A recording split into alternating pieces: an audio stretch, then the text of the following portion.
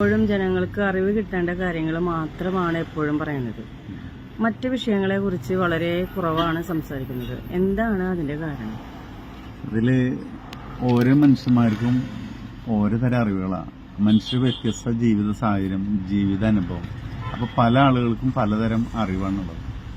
പിന്നെ നമ്മളെ ഓരോരോ കാലഘട്ടം, നമ്മളൊരു ആദ്യത്തെ കാലഘട്ടം എന്ന് പറഞ്ഞാൽ സ്കൂള്, കോളേജ്, ഒരു 25 വയസ്സ് വരെയുള്ള കാലഘട്ടം.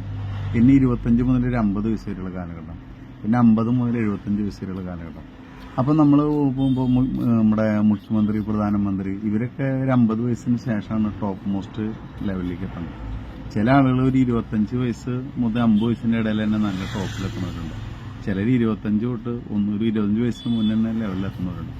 അപ്പോൾ ഓരോരോ ആളുകൾക്കും വ്യത്യസ്ത അറിവുകൾ കിട്ടുമ്പോൾ നമുക്ക് കിട്ടുന്ന അറിവ് വളരെ, നമുക്ക് ഈ ജീവിതകാലത്ത് ജീവിച്ചു വന്ന ഈ അറിവ് ഇനിയുള്ള കാലത്ത് നമുക്ക് ഈ അറിവ് കൊണ്ട് വലിയ ഉപകാരം ഉണ്ടാവണമെന്നില്ല. പക്ഷേ നമ്മളുള്ള അറിവ് നമ്മൾ പുറത്തേക്ക് ഇങ്ങനെ വിടുമ്പോൾ ഏതെങ്കിലും അറിവ് ആഗ്രഹമുള്ള ഏതെങ്കിലും ഒരു മനുഷ്യന്മാരുണ്ടെങ്കിൽ ഒരു പക്ഷെ അവര് വളരെ ചെറുപ്പത്തിലെ തന്നെ ഇത്തരം കാര്യങ്ങൾ വായിക്കുക, ശ്രദ്ധിക്കുക ചെയ്യുന്നവരുണ്ടെങ്കിൽ അവർക്ക് അതുകൊണ്ട് വളരെ ഉപകാരമായിട്ട് മാറും. നമ്മളൊരു 50 അല്ലെങ്കിൽ 60 വയസ്സ് വരെ ജീവിതാനുഭവത്തിൽ നിന്ന് കിട്ടുന്ന, അപ്പൊ നമ്മൾ ഉണ്ടാക്കിയിട്ടുള്ള അറിവുകളല്ലാണ്. നമ്മൾ പല പുസ്തകങ്ങൾ വായിച്ചു, പിന്നെ പല പത്രങ്ങൾ വായിച്ചു, സിനിമ കണ്ടു, പല വിഷയത്തിൽ നിന്നാണ് നമുക്ക് കുറെ കുഞ്ഞു അറിവ് കിട്ടുന്നത്.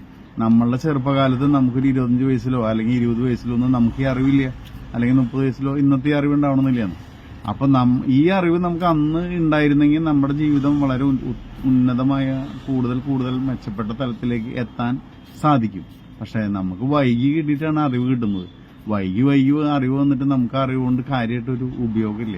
പക്ഷെ നമ്മുടെ അടുത്തൊരു തലമുറയ്ക്ക് ഒരു പക്ഷെ അതുകൊണ്ട് എന്തെങ്കിലും ഒരു ഉപകാരം ആവണമെങ്കിൽ നമ്മൾ ഉള്ളത്, നമ്മുടേത് ശരിയാണോ തെറ്റാണോ അത് പൂർണ്ണമായിട്ട് നമ്മൾ അറിവിന്റെ കൂടാരാന്നൊന്നും നമ്മൾ പറയുന്നില്ല. പക്ഷെ നമുക്ക് കിട്ടിയ, നമ്മുടെ ജീവിത സാഹചര്യം വെച്ച് കിട്ടിയ അറിവ് നമ്മളിങ്ങനെ പുറത്തേക്ക് പറയുമ്പോൾ ഒരു പക്ഷേ ഏതെങ്കിലും ഒരാൾക്കൊരു ഉപകാരം ഉണ്ടായിരിക്കണം.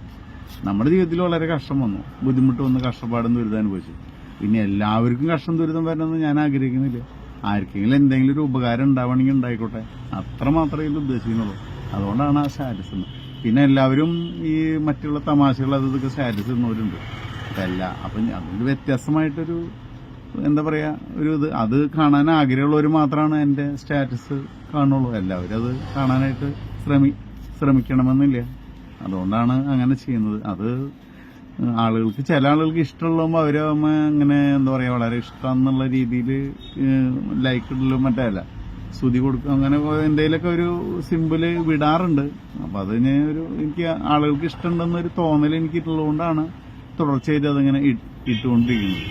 ഞാനൊരു അറിവിന്റെ കൂടാരൊന്നുമല്ല.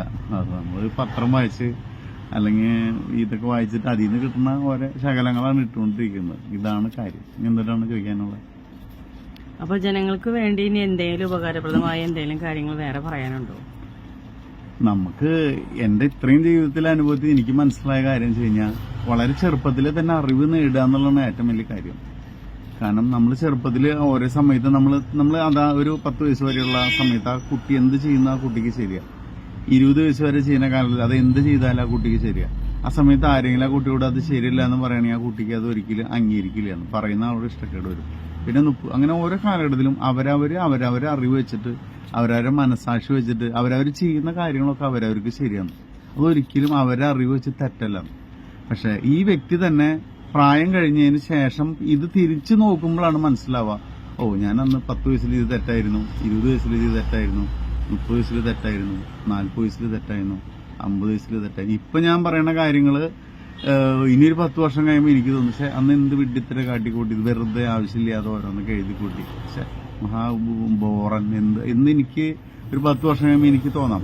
ഇതേപോലെ ഓരോ വ്യക്തികൾക്കും അതാത് കാലഘട്ടത്തിൽ ചെയ്യുന്നത് തെറ്റാണ്, അവർ ചെയ്യുന്നത് ശരിയാണെന്നേ തോന്നൂ. അപ്പൊ നമ്മുടെ മുഖ്യമന്ത്രി ചെയ്യുന്നത്, നമ്മുടെ പ്രധാനമന്ത്രി ചെയ്യുന്നത്, നമ്മുടെ പ്രതിപക്ഷ നേതാവ് ചെയ്യുന്നത്, നമ്മുടെ ക്യാപ്റ്റന്മാര് ചെയ്യുന്നത്, മാഷ്മാര് ചെയ്യുന്നത്, അധ്യാപകന്മാർ, ഇങ്ങനെ ഓരോരുത്തരും ചെയ്യുമ്പോൾ അവരവർക്ക് അത് 100% ശരിയാണ്. ആ സമയങ്ങളിൽ അന്നത്തെ അറിവിലുള്ള കാര്യങ്ങൾ അവർ ചെയ്യുന്നത്. പിന്നീടൊരു നമ്മൾ കുറച്ച് നാൾ കഴിഞ്ഞിട്ട് തിരിഞ്ഞു നോക്കണം, മനസ്സിലാവാ അറിവില്ലായ്മ കൊണ്ടാണല്ലോ ഇതൊക്കെ കാട്ടിക്കൂട്ടിയെന്ന്. അപ്പോൾ ഈ സമയം വൈകിപ്പോയി.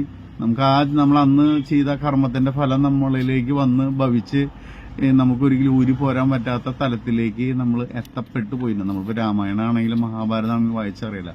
അവർ ചിലപ്പോൾ ഓരോ സമയത്ത് ചെയ്ത ഓരോ കർമ്മത്തിന്റെ ഫലമായിട്ട് ലാസ്റ്റ് വരെ അവരുടെ ജീവിതത്തിൽ വല്ലാത്തൊരു പ്രതിസന്ധിയാണ് മറ്റേ ശ്രീരാമന്റെ അല്ലെങ്കിൽ മറ്റേ